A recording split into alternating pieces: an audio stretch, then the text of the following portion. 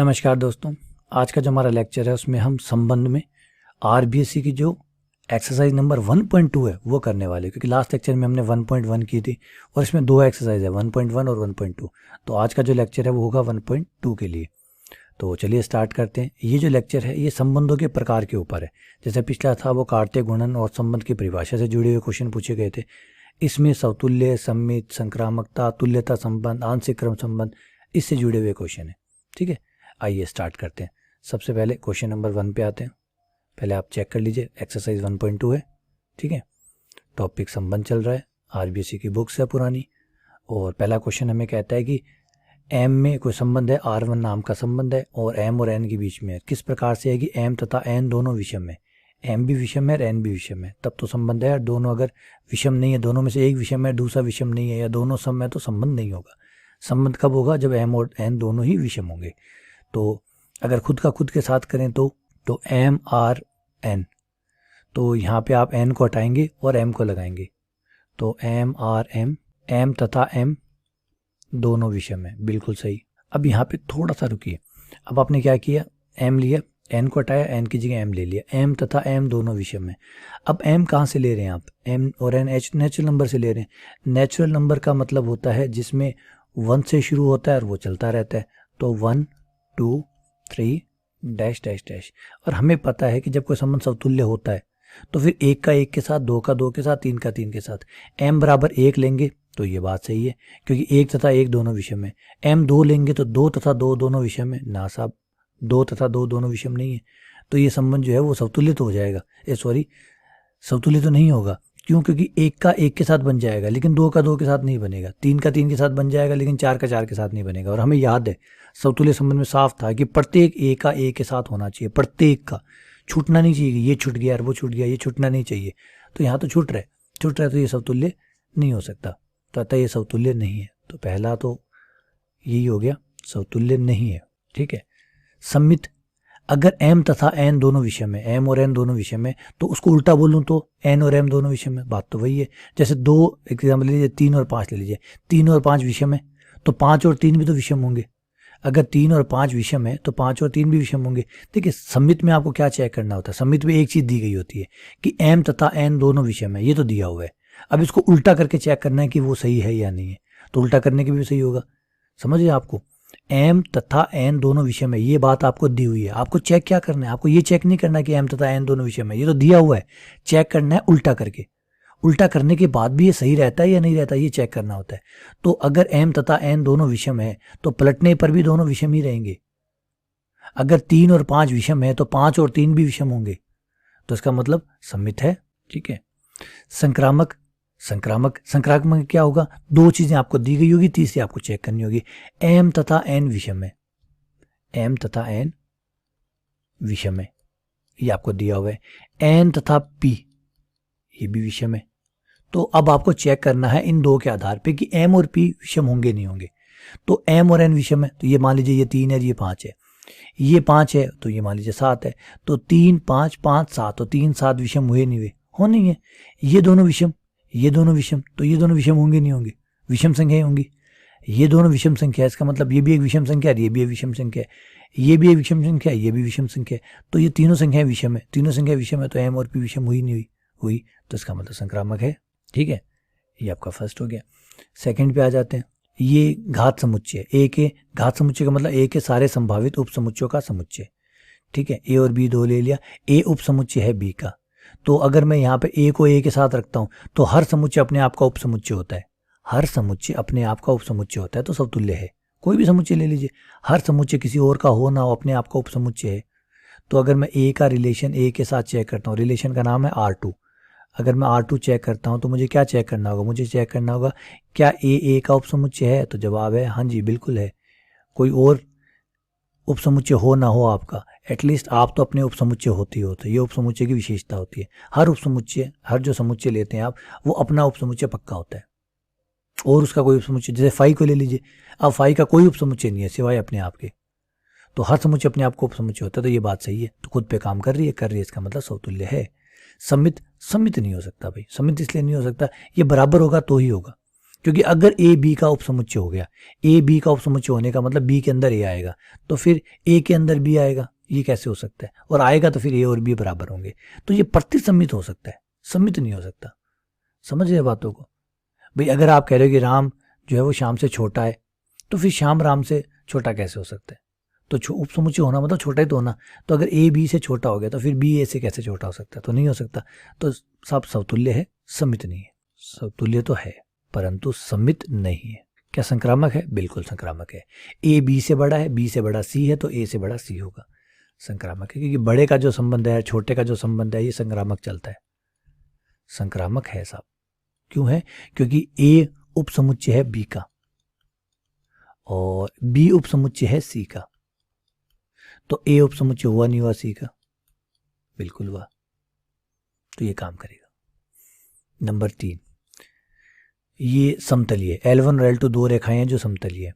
अगर समतलीय का मतलब एक ही समतल पे आएगी, जैसे ये समतल है, इस समतल पे L1 भी आएगी, इस समतल पे L2 भी आएगी, दोनों रेखाएं एक ही समतल पे आएगी, तो L1 समतली होगी। हर कोई रेखा अपने आप के समतली होगी, क्योंकि जहाँ L1 आएगी वहीं L1 आएगी, क्योंकि दोनों एक ही है।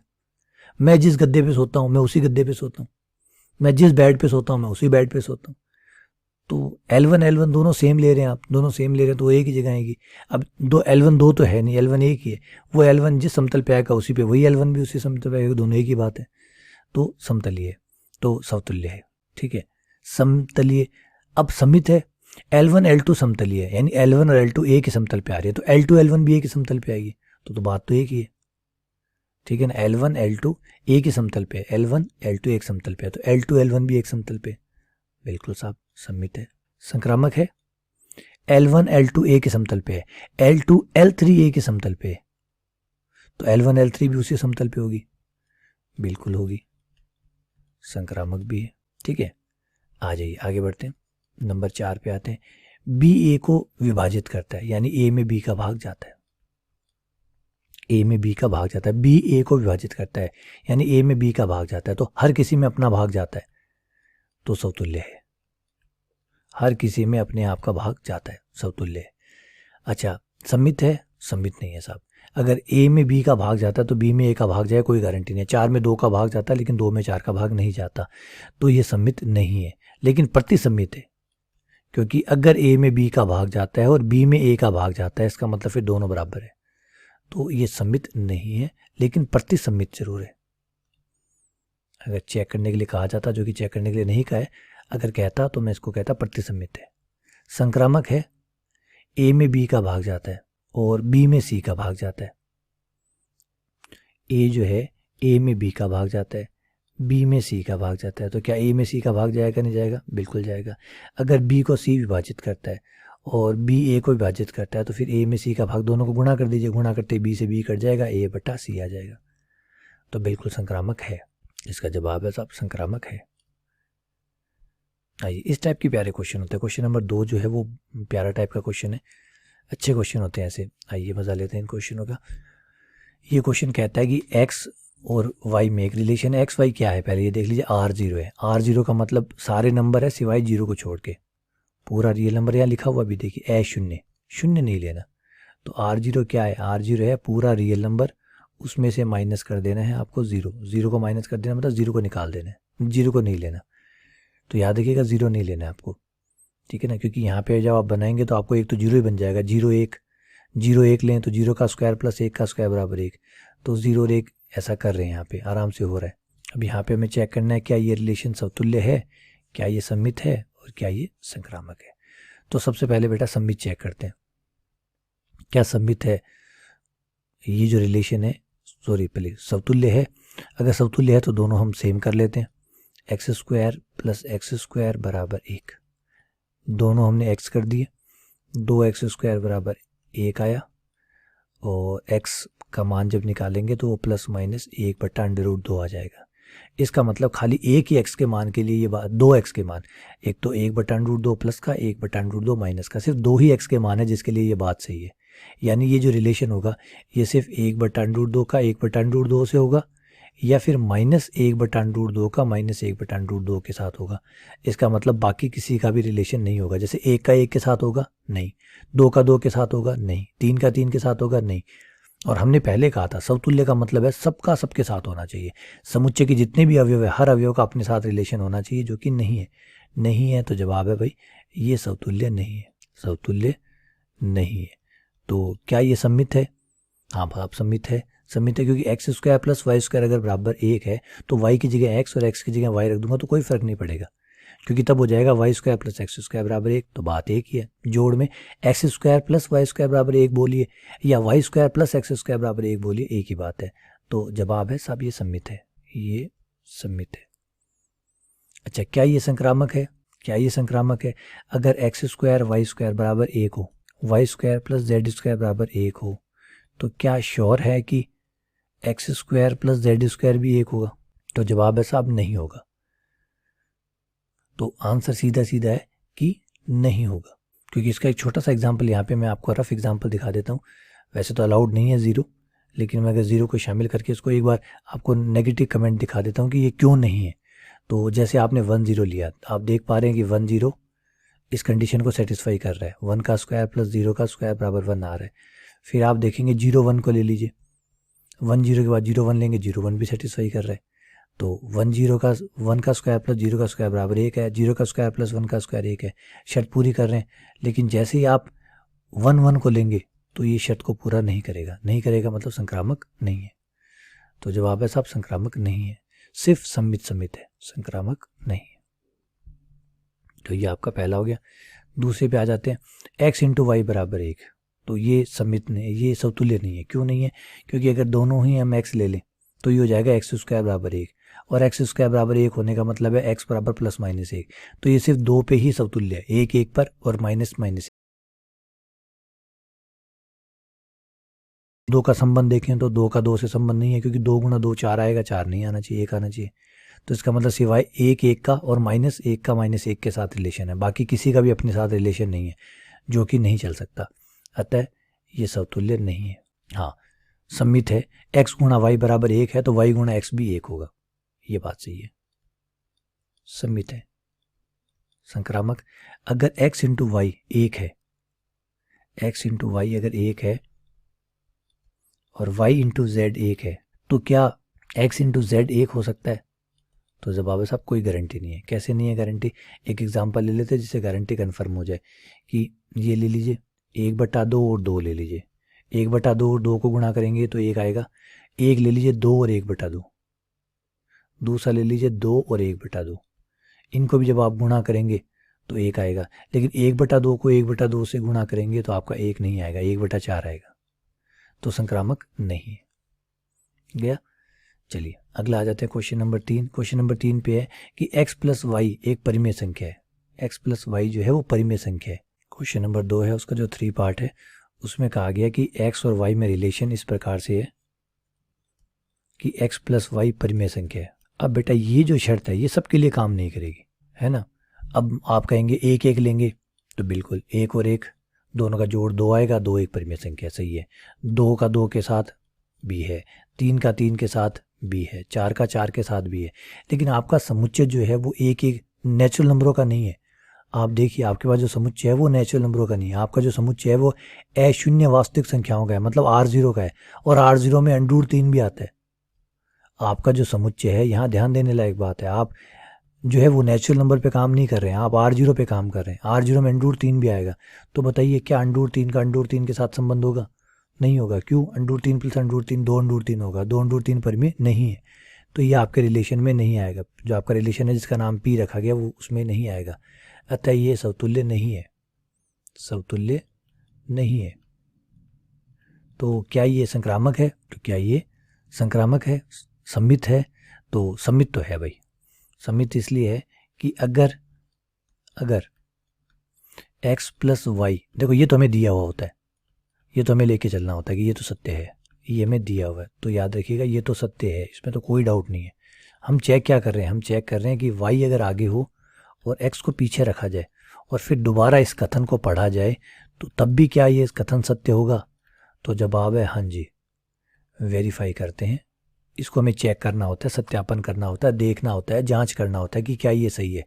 तो आप साफ देख सकते हैं अगर ये सत्य है तो ये भी सत्य है, क्योंकि x प्लस वाई कीजिए चाहे y प्लस एक्स कीजिए, जोड़ तो वही आएगा। x प्लस वाई का जोड़ और y प्लस एक्स का जोड़ बराबर आता है, क्योंकि हम जानते हैं कि रियल नंबरों में x प्लस वाई बराबर होता है y प्लस एक्स, तो वही जोड़ आएगा। तो अगर वो जोड़ पहले परिमेय था तो वो अभी भी परिमेय रहेगा, परिमेय रहेगा। इसका मतलब ये जो रिलेशन है ये क्या है, सममित है। क्या ये संक्रामक है, क्या ये संक्रामक है, तो उसके लिए थोड़ा चेक करना पड़ेगा। तो सबसे पहले जो दिया गया है कि x प्लस वाई परिमेय है, ये सत्य है, ये चीज सत्य है। दूसरा वाई पी जेड ये भी परिमेय है, ये भी सत्य है, ये भी सत्य है। ये दोनों ही बातें सही है। अब आपको जो चेक करना है, जो वेरीफाई करना है, वो है कि क्या x P Z, x plus Z परिमेय है या नहीं है। ये आपको जांच का विषय है। अगर हमेशा जवाब हाँ आता है, क्योंकि मैथ्स में जब आप कोई चीज़ को सही बोलते हैं इसका मतलब वो हमेशा सही है तो ही सही है। तो अब यहाँ पे देखेंगे, यहाँ मैं आपको 2 एग्जाम्पल ऐसे बता सकता हूँ कि ये बातें सही है लेकिन ये बात सही नहीं होगी। तो यहाँ पे आप ले लीजिए, एक तो √3 और एक -√3। आप देख पा रहे होंगे कि ये रिलेशन में है, रिलेशन P में है, क्योंकि 3 और -√3 का जोड़ आएगा 0, 0 एक परिमेय संख्या है, तो ये है। तथा फिर ले लीजिए अंडर -√3 और 3, ये ले लीजिए, ये भी रिलेशन में है, चेक कर सकते हैं आप। -√3 और 3 को जोड़ेंगे, √3 को जोड़ेंगे तो 0 आएगा, वो परिमेय है।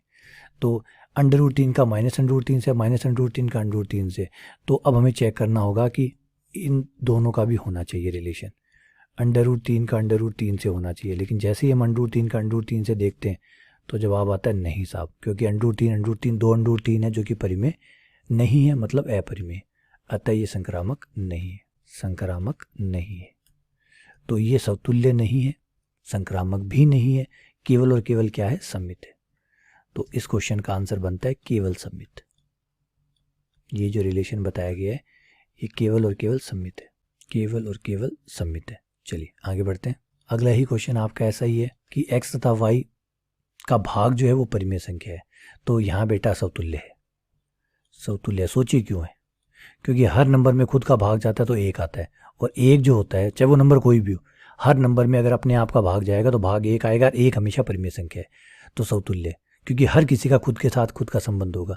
क्योंकि √3 लेंगे, √3 में √3 का भाग देंगे, क्योंकि खुद में खुद का संबंध देखते हैं समतुल्य में, तो आप खुद का खुद के साथ देखते हैं, तो ऊपर भी x होगा नीचे भी x होगा, x x कट जाएगा, 1 आएगा, 1 परिमेय संख्या है। एकदम सही है साहब, समतुल्य। सम्मित, सम्मित भी है। क्यों है, क्योंकि x में y का भाग देने पर, x में y का भाग देने पर मान लीजिए x बटा y बराबर आया q, जो कि एक परिमेय संख्या है, तो y बटा x करने पर 1 बटा q आ जाएगा। 1 बटा q यानी q इनवर्स आ जाएगा, 1 बटा 2 आ गया। अगर ये 3 आया तो ये 1 बटा 3 आ गया, ये 1 बटा 5 आया तो वो 5 आ गया। तो अगर q एक परिमेय संख्या, याद रखिएगा q अगर एक परिमेय संख्या है तो q का प्रतिलोम, गुणन प्रतिलोम जो होता है 1 बटा q, वो भी एक परिमेय संख्या होता है। तो x बटा y अगर एक परिमेय संख्या है तो y बटा x भी एक परिमेय संख्या ही होगा, क्योंकि पलटने पर आंसर पलट जाएगा। तो नेचर चेंज नहीं हो जाता, प्रकृति नहीं बदल जाती। पलटने पर किसी चीज की प्रकृति नहीं बदलती परिमेय संख्याओं की। अगर पहले कोई परिमेय संख्या है तो पलटने के बाद भी वो परिमेय संख्या ही रहती।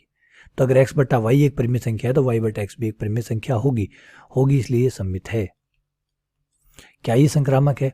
x बटा y एक परिमेय संख्या है, x बटा y एक परिमेय संख्या, नाम दे दिया q1। y बटा z एक परिमेय संख्या, नाम दे दिया q2। दोनों की गुणा करेंगे तो y से y कट जाएगा, x बटा z आ जाएगा, जो कि होगा q1 इंटू q2। और q1 एक परिमेय संख्या है, q2 एक परिमेय संख्या है, तो दोनों का गुणनफल भी एक परिमेय संख्या होगा। इसका मतलब x बटा z एक परिमेय संख्या है, और इसका मतलब ये संक्रामक है। तो समतुल्य है, सम्मित है, संक्रामक है, तीनों है, इसका मतलब तुल्यता संबंध है। सही है। आइए चलिए अगले क्वेश्चन पे आते हैं। क्वेश्चन नंबर 3, प्यारा क्वेश्चन है, बहुत अच्छा क्वेश्चन है। सभी संख्याएं आर लेनी है, कुछ भी नहीं छोड़ना, और ये देखना है 1 + AB ग्रेटर देन 0 होना चाहिए for all AB belongs to R। R में, आर से जितने भी ए और बी लिए जाएं सब AB पर, ये बात ये रिलेशन काम करना चाहिए। तो क्या बताइए, समतुल्य सममित संक्रामक समतुल्य है, सममित है परंतु संक्रामक नहीं है, ये प्रूफ कीजिए। आइए क्वेश्चन नंबर 3 को प्रूफ करते हैं। देखिए बेटा क्या कह रहा है ये कह रहा है रिलेशन जो है वो है 1 + AB ग्रेटर देन 0 और A और B आपको लेने हैं रियल नंबरों से।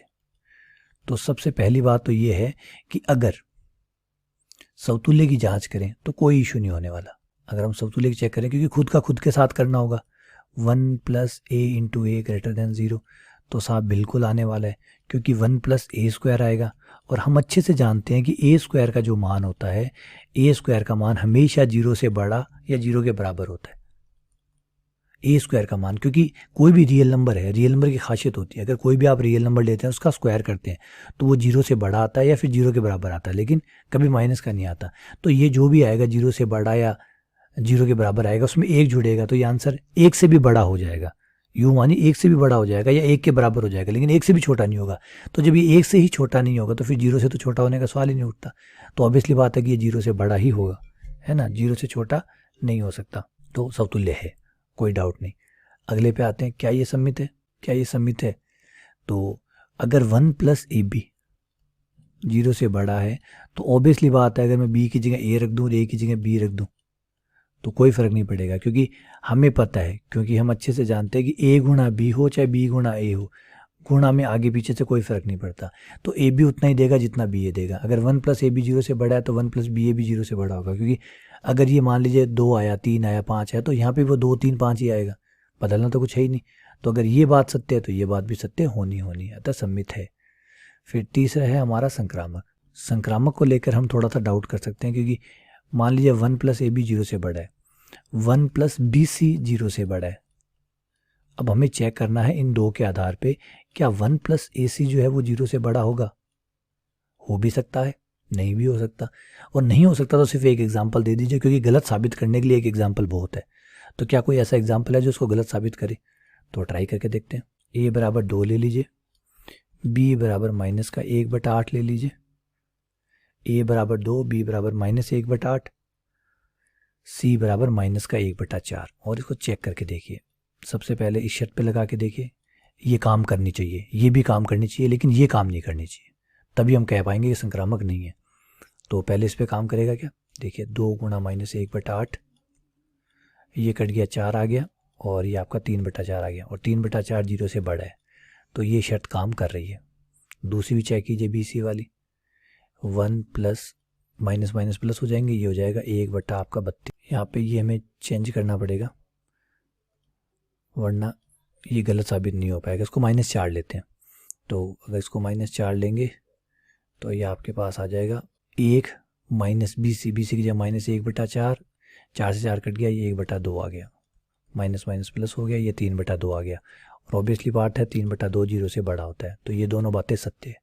तो फाइनली हमने संक्रामक की ये दोनों बातें सत्य साबित कर दी। अब हमें देखना है कि ये काम करती है नहीं करती, और ये काम नहीं करनी चाहिए, क्योंकि एग्जाम्पल हमने ऐसा बनाया है कि ये दो काम करेगी लेकिन ये काम नहीं करेगी, तभी तो हम कह पाएंगे कि संक्रामक नहीं है। देखिए ये दोनों पे सत्य है लेकिन इस पे नहीं है।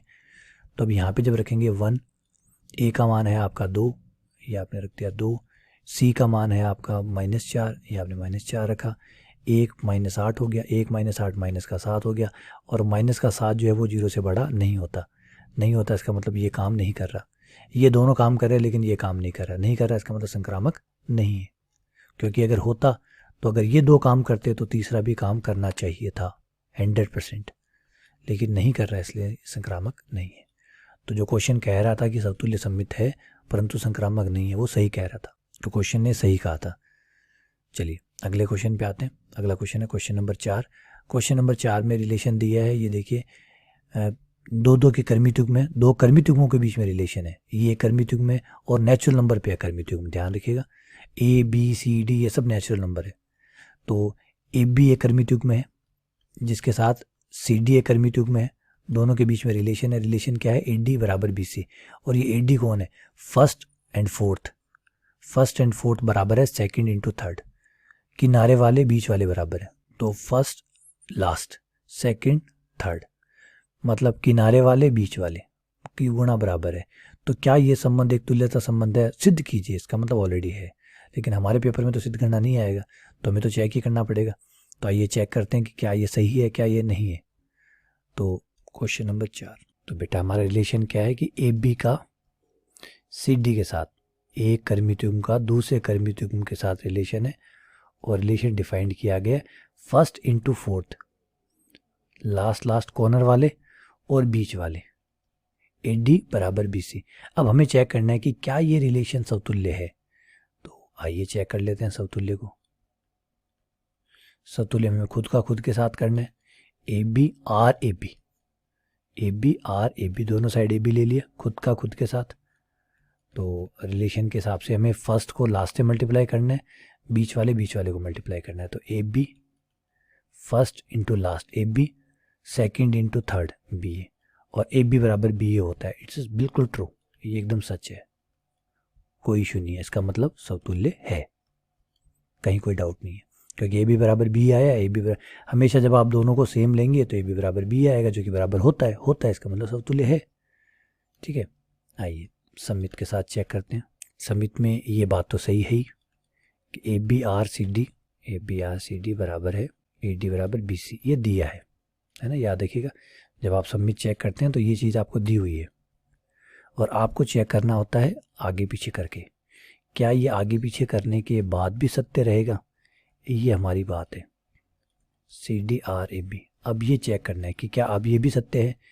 तो first into last C B आया, first into last, second into third, second into second last, तो ये आया सी बी डी है। तो मिला लीजिए ए डी, डी का मतलब क्या है ए डी, और सी बी यानी बी सी, क्योंकि नेचुरल नंबर की गुणा क्रमविन में होती है, तो सी बी को बी सी लिख सकते हैं, डी ए को ए डी लिख सकते हैं, बी सी बराबर ए डी, बी सी बराबर ए डी, तो दिया हुआ था, इसका मतलब ये बात सत्य है, इसका मतलब सम्मित है जी, ये रिलेशन सम्मित है।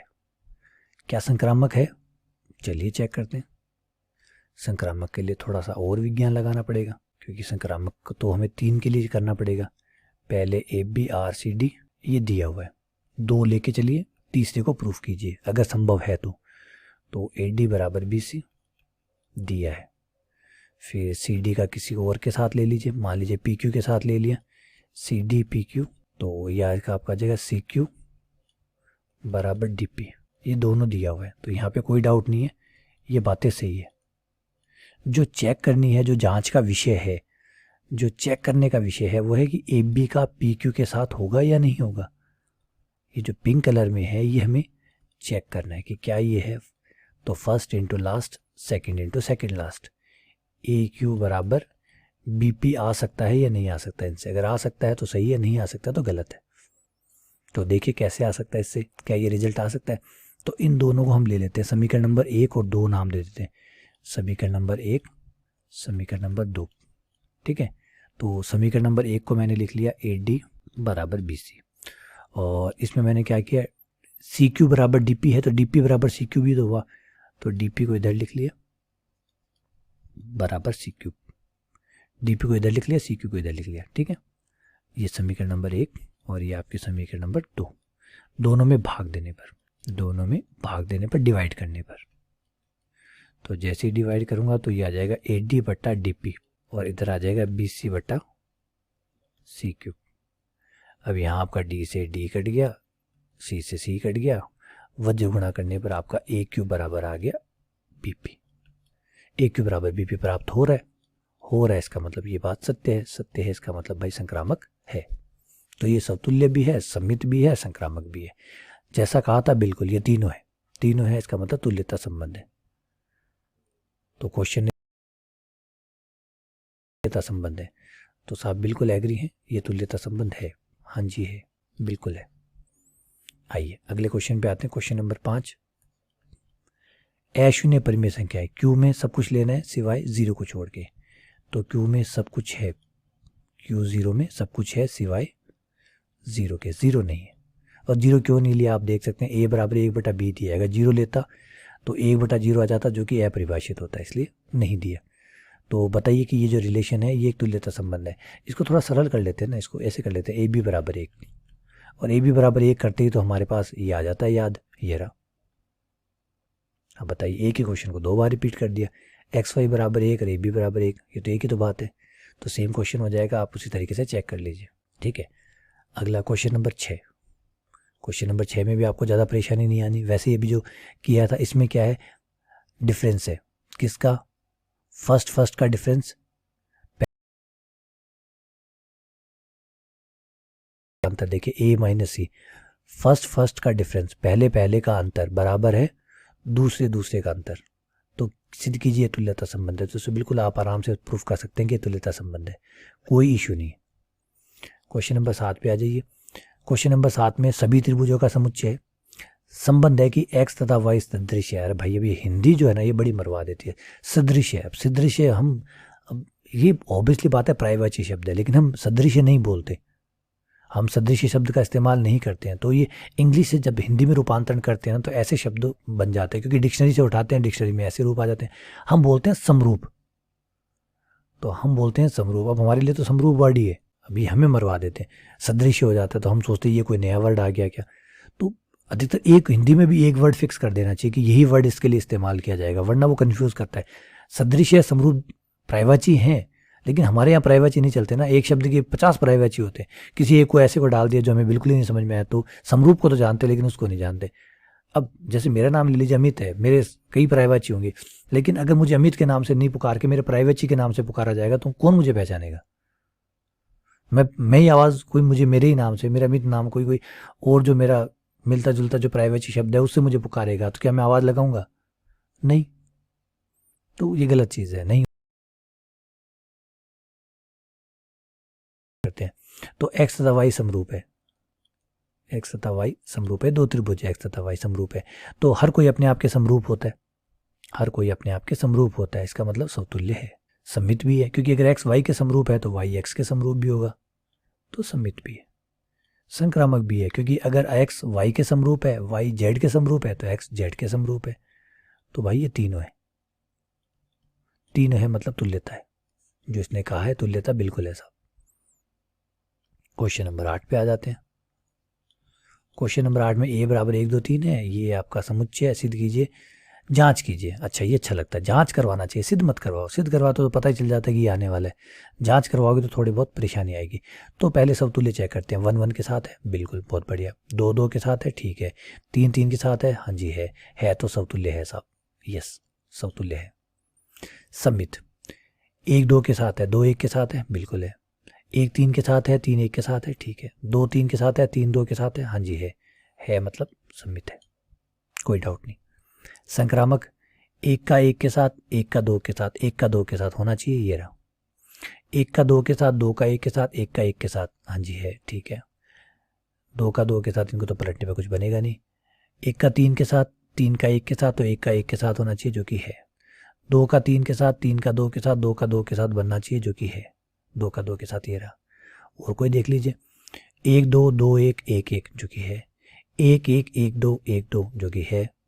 तो यहाँ पे आप कोई भी जोड़ के देख सकते, आ रहा है, इसका मतलब संक्रामक भी है, ठीक है। तो ये तुल्यता संबंध हो गया। अगले क्वेश्चन पे आता है। अगला क्वेश्चन थोड़ा सा जटिल है, इसकी बात करते हैं। क्वेश्चन नंबर 9 की। क्वेश्चन नंबर 9 में है कि Z1 और Z2 दो समिश्र संख्याएं हैं जिसमें से जीरो नहीं है, C0 लिया हुआ है। C0 का मतलब है सारे कॉम्प्लेक्स नंबरों में से जीरो को छोड़ दीजिए, विदाउट जीरो आपको चेक करना है, ठीक है। और फिर बताना है कि सिद्ध करना है कि ये तुल्यता संबंध है, मतलब समतुल्य भी है, सममित भी है, संक्रामक भी है। अच्छा, रिलेशन क्या है? रिलेशन ये है कि Z1 माइनस Z2 बटा Z1 प्लस Z2 निकालोगे तो वो एक वास्तविक संख्या आएगी, यानी विदाउट आयटा, इसमें आयटा नहीं आएगा।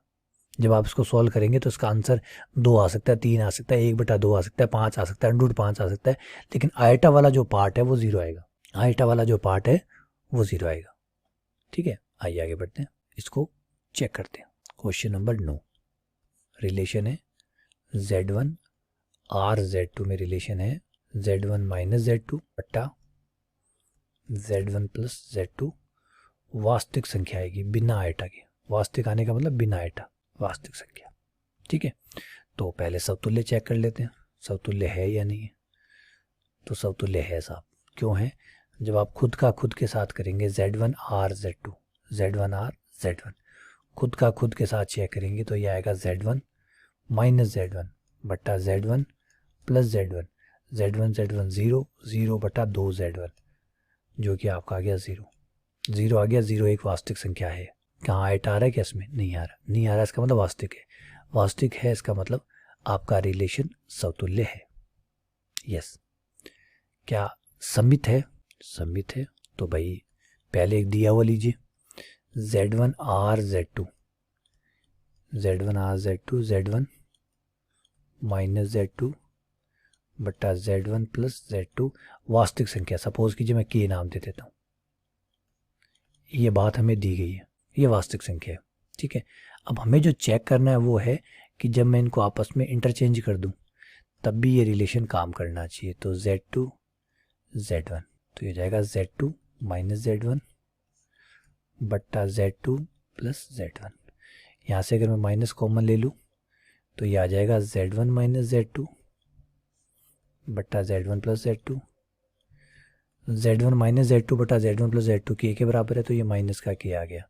और हम अच्छे से जानते हैं अगर K एक रियल नंबर है, अगर K एक रियल नंबर है तो उसको माइनस से गुणा करने के बाद भी वो एक रियल नंबर ही होगा, काल्पनिक संख्या नहीं बनेगा। ऐसे थोड़ी है कि माइनस से गुणा करते आयट आ जाएगा।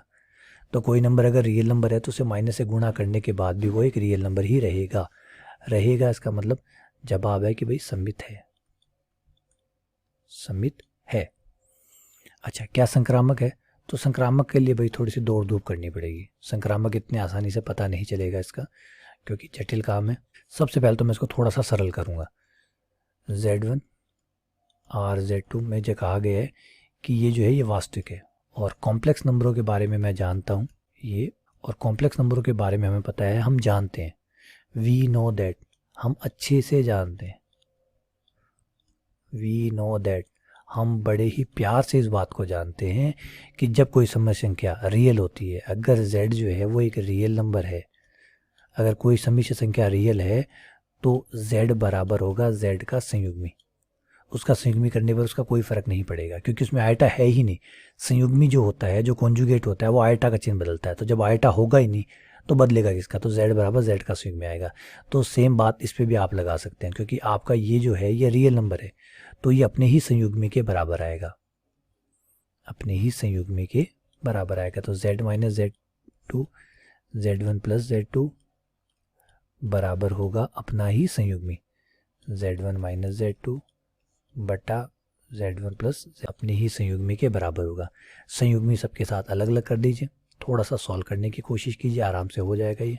तो आप संयुग्मी सबके साथ अलग अलग दे देंगे, Z1 को अलग, Z2 को अलग, Z1 को अलग, Z2 को अलग, और क्रॉस मल्टीप्लाई करने पर, क्रॉस मल्टीप्लाई करने भी आ जाएगा Z1 Z1 बार, Z1 Z2 बार, Z2 Z1 बार माइनस Z2 Z2 बार बराबर, इस साइड से वज्र गुणा Z1 Z1 बार, Z1 Z2 बार प्लस Z2 Z1 बार माइनस Z2 Z2 बार। जो कट रहा है उसको दोनों साइड से कट कीजिए, ये माइनस एक जैसा, ये प्लस एक जैसा, ये कट गए, और एक जैसों को एक तरफ कर लीजिए। ये देखिए ये दोनों एक जैसे हैं, ये प्लस है ये माइनस है, दोनों जुड़कर एक तरफ प्लस के दो हो जाएंगे।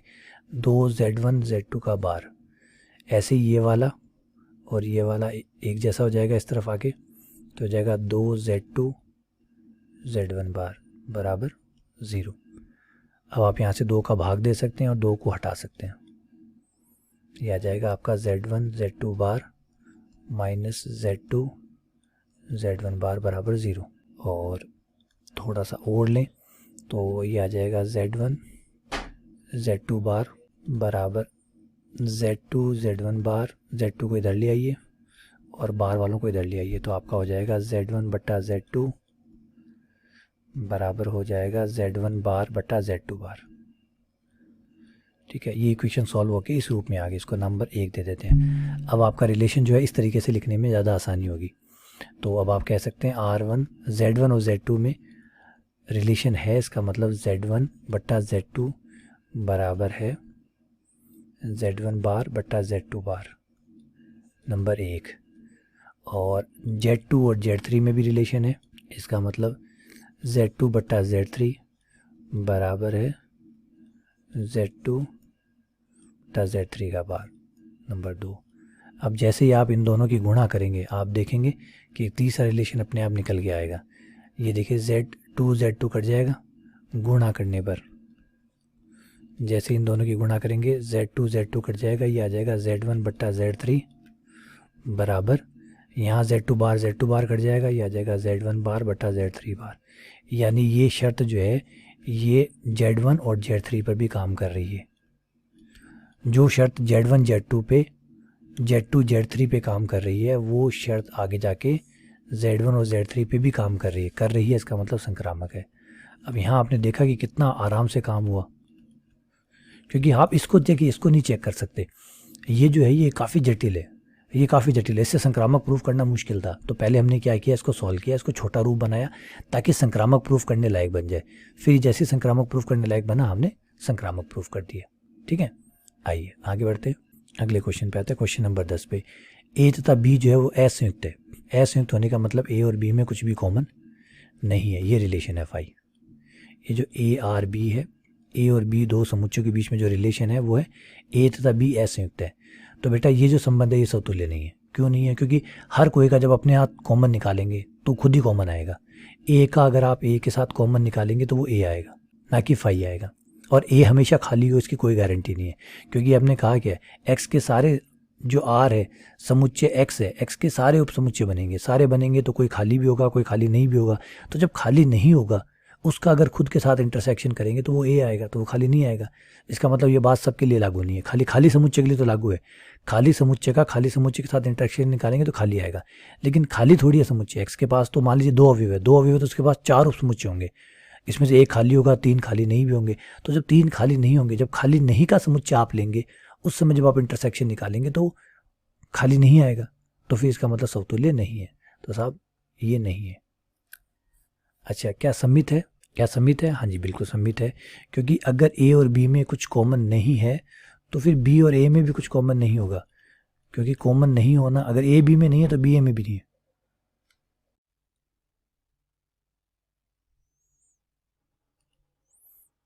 तो क्वेश्चन नंबर 10 जो है वो समतुल्य है, सम्मित हो ही गया। क्यों? क्योंकि अगर ए बी के साथ कुछ कॉमन नहीं दे रहा है तो फिर बी ए के साथ कुछ कॉमन नहीं देगा, क्योंकि समुच्चय तो ए और बी दो ही है ना। और हमें पता है कि हमारा जो इंटरसेक्शन का जो रूल होता है वो क्रमविन में होता है। तो अगर ए इंटरसेक्शन बी निकाल लीजिए चाहे बी इंटरसेक्शन ए निकाल लीजिए, दोनों एक ही बात है। तो अगर ए इंटरसेक्शन बी फाई है तो बी इंटरसेक्शन ए भी फाई होगा। तो उसका मतलब अगर ए बी के साथ रिलेटेड है तो फिर बी ए के साथ रिलेटेड होगा ही होगा। सेम ऐसे ही हम थर्ड में आते हैं। अगर ए और बी में कुछ कॉमन नहीं है, क्या ये संक्रामक होगा? अब यहाँ पे मैं थोड़ा सा सोचना पड़ेगा, क्या ये संक्रामक होगा? कॉमन ना आने का, असंयुक्त होने का क्या संक्रामक हो सकता है? आइए एक एग्जांपल लेते हैं। क्वेश्चन नंबर 10, इसमें कहा गया कि ए और बी में रिलेशन है कि ए और बी फाई है। ठीक है, बी और सी भी फाई है। संक्रामक के लिए चेक कर रहे हैं तो बी और सी फाई भी है। क्या इन दो बात पे हम ये कह सकते हैं कि ए और सी में भी कुछ कॉमन नहीं होगा? क्या ये बात सही है? अब आपको ये जज करके बताना है ये दोनों सत्य हैं, इनमें कोई डाउट नहीं है, ये दोनों सत्य हैं। क्योंकि आप संक्रामक प्रूफ कर रहे हैं तो दो चीज़ें आप लेके चलेंगे। इन दो सत्य के आधार पर, मतलब ये मान लीजिए आपके एविडेंस है, ये प्रमाण है, ये सबूत है, ये गवाह हैं, इनके आधार पे आपको ये जज करना है, ये फैसला करना है कि क्या ए इंटरसेक्शन सी फाई होगा। तो चलिए देखते हैं क्या इन दो के आधार पे ये जज किया जा सकता है। तो मैंने एक एग्जाम्पल ले लिया, ए में 1 2 3 और 4, और बी में मैंने ले लिया 5 6 7 और 8। अब आप साफ दे सकते हैं कि ए और बी में कुछ कॉमन नहीं है, ए और बी में कुछ भी मिलता जुलता नहीं है। तो मैंने पहली शर्त पूरी कर दी। ठीक है, अब एक सी और ले लेता हूँ, जिसमें मैंने ले लिया 9 10 1 और 2। अब आप यहाँ पे देख सकते हैं कि बी और सी में भी कुछ कॉमन नहीं है। तो मैंने दोनों शर्तें पूरी कर दी, जो दोनों सत्य थी वो दोनों सत्य साबित कर दी, दोनों सत्य है। अब लेकिन इन दो सत्य के आधार पर क्या ए इंटरसेक्शन सी खाली आया? तो जवाब है साहब नहीं आया। ए इंटरसेक्शन सी में आपके कॉमन आ रहा है, तो इसका मतलब इन दो में कॉमन नहीं आ रहा। इससे ये तय नहीं होता कि ए और सी में भी कॉमन नहीं आएगा। ए और सी में कॉमन आ भी सकता है और नहीं भी आ सकता। तो नहीं आ सकता इसका मतलब ये बात हमेशा सत्य नहीं है, और गणित में जो चीज़ हमेशा सत्य नहीं है वो फिर असत्य ही मानी जाती है। हमेशा चाहिए हमें तो, क्योंकि मैथ्स पढ़ रहे हैं, कोई फिजिक्स या केमिस्ट्री नहीं पढ़ रहे हैं।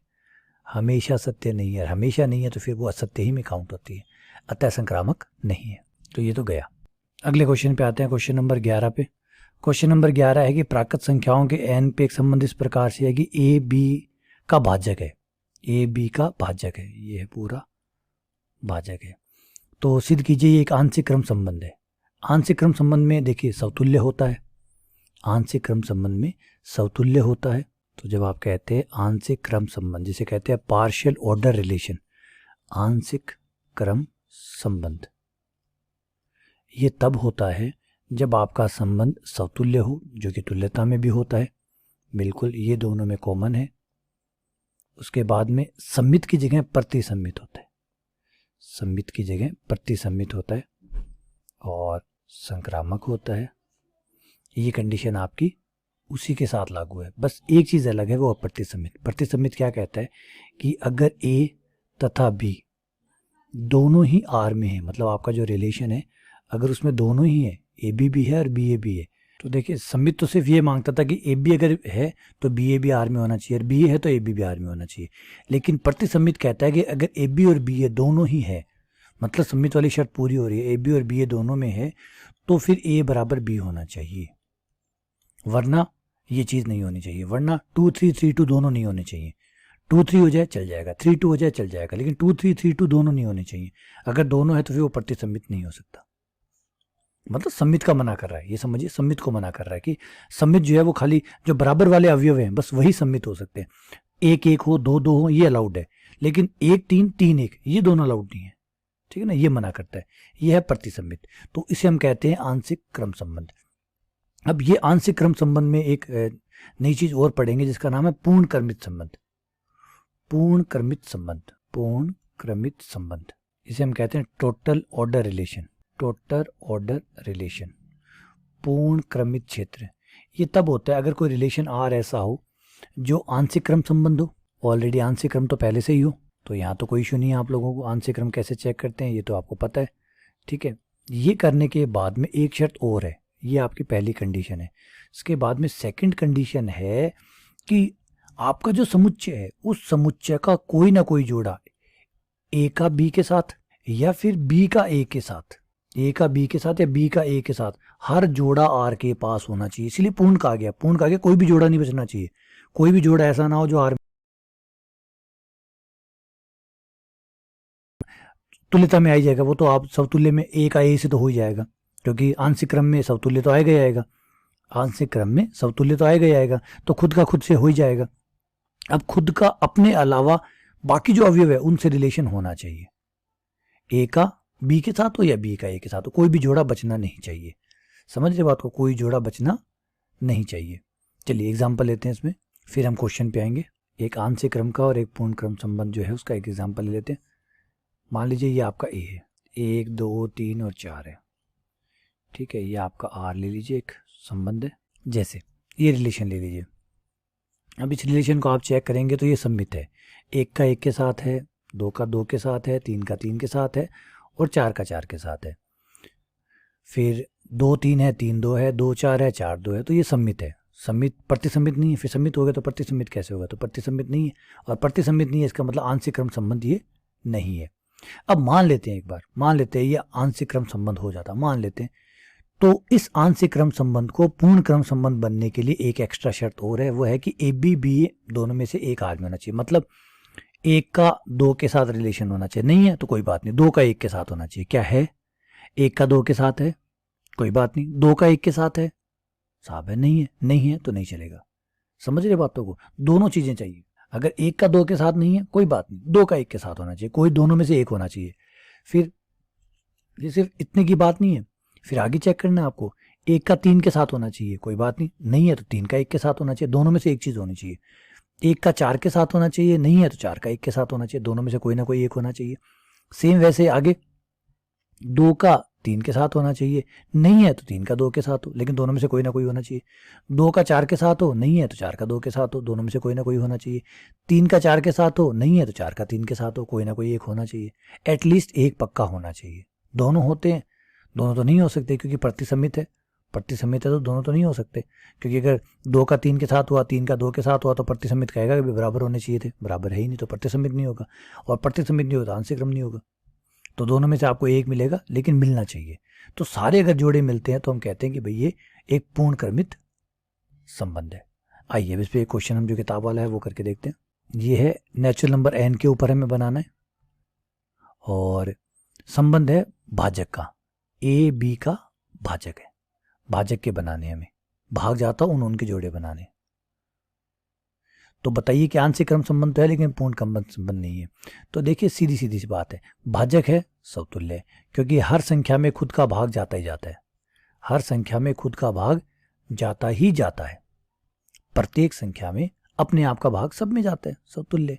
सम्मित नहीं है, क्योंकि अगर बी में ए का भाग जा रहा है तो ए में बी का भाग नहीं जाएगा, और वो अगर दोनों साइड से भाग जाता है तो फिर ए बराबर बी है। तो ये प्रतिसम्मित हो सकता है, सम्मित नहीं हो सकता, क्योंकि बराबर हुए बिना ए में बी का और बी में ए का भाग नहीं जा सकता। बी में ए का भाग चला गया तो फिर ए में बी का भाग नहीं जाएगा, क्योंकि ए में बी का भाग तब जाएगा जब फिर दोनों बराबर होंगे। समझ रहे बात बेटा? अगर ए में बी का भाग जा रहा है, बी में ए का भाग जा रहा है तो फिर दोनों बराबर होंगे, तो प्रतिसम्मित होगा। संक्रामक होने वाला है, क्यों होने वाला? भाजक वाले सवाल पहले भी हम बहुत कर चुके। अगर बी में ए का भाग जा रहा है, सी में बी का भाग जा रहा है तो सी में ए का भाग जाएगा, तो संक्रामक भी है, यानी आंशिक क्रम संबंध है। जवाब है बिल्कुल है। पूर्ण क्रम संबंध नहीं है, क्यों नहीं है? क्योंकि सारे जोड़े नहीं बनेंगे। सारे जोड़े क्यों नहीं बनेंगे आइए समझाता हूँ। क्या 3 का 7 के साथ जोड़ा बनेगा? क्या 3 के साथ? क्या 3 नेचुरल नंबर है नहीं है? 7 है नहीं है। और आप याद रखिए मेरा पूर्ण क्रम संबंध में क्या होता है कि हर ए का बी के साथ जोड़ा होना चाहिए, हर ए का बी के साथ। नहीं है तो कोई बात नहीं, बी का ए के साथ हो। क्या 3 के 7 के साथ है? नहीं है, नहीं है तो कोई बात नहीं। क्या 7 का 3 के साथ है? तो जवाब है नहीं है। क्यों नहीं है? दोनों क्यों नहीं है? क्योंकि ना तो 7 में 3 का भाग जाता है, ना 3 में 7 का भाग जाता है। इसका मतलब दोनों ही आर में नहीं होंगे। दोनों ही आर में नहीं होते, पूर्ण क्रम संबंध नहीं हो सकता। क्योंकि पूर्ण क्रम संबंध अगर होता तो या तो ए बी आर में होता, कोई बात नहीं, नहीं है तो बी आर में होना चाहिए। दोनों में से एक, एटलीस्ट एक जो है वो आर में होना चाहिए था, जो कि नहीं हो पा रहा। अब आप कहेंगे और तो है, 4 2 है, 2 4 है, ऐसा नहीं चलेगा बेटा। सारों का कहा है? सारों का प्रत्येक ए बी आर में हो, नहीं है तो बी ए आर में, दोनों में से एक आर में होना चाहिए था, जो कि नहीं आता। ये पूर्ण क्रमित आंशिक क्रम है ना, कहाँ मना कर रहे हैं? आंशिक क्रम है, लेकिन पूर्ण शब्द होने का मतलब यही है कि सारे जोड़े ए के बी के साथ बने या बी के ए के साथ बने। एक जोड़ा 2 आदमी, जैसे घर में बुलावा दे दिया है ना, किसी का नुत्ता देते हैं, भाई 2 नहीं आ सको तो एक तो आ ही जाना, तो दोनों को नुत्ता दिया हुआ है, आए तो एक तो आए, तो 3 7 आए, नहीं है 7 3 आए, नहीं है, दोनों नहीं आए, तो फिर पूर्ण क्रम संबंध नहीं हो सकता। तो ये गया आपका क्वेश्चन। क्वेश्चन नंबर 12, ये भी नेचुरल नंबर पे है, एक्स वाई को विभाजित करता है। विभाजित करने वाला भी हम कर चुके, विभाजित करने वाला आंशिक क्रम संबंध होता है, कोई डाउट नहीं है। पूर्ण क्रम है या नहीं है? अब आपको ये छोटे छोटे समुच्चय, इन पे चेक करना है कि क्या इस समुच्चय पे अगर भाजक वाला रिलेशन लगाएं तो वो पूर्ण क्रम संबंध होगा या नहीं होगा। चलो आओ चेक करते हैं इसको। सारे समप्राकृत संख्याएं हैं इसमें, इसको मैं समुच्चय ए नाम दे देता हूँ। 2 4 6 8 और डैश। अब देखिए ये क्वेश्चन प्यारा है और भाजक का रिलेशन है, विभाजित करने का, भाग जाने का। ए बी को विभाजित करता है, ये मान लेते हैं। वो देख लीजिएगा कौन किसको कर रहा है, ठीक है। अब ये देखिए ये पूर्ण क्रम संबंध होगा, क्यों होगा? देखिए 2 का 4 के साथ बन जाएगा, 2 का 4 के साथ बन जाएगा। 2 का 6 के साथ बनेगा नहीं बनेगा? बनेगा।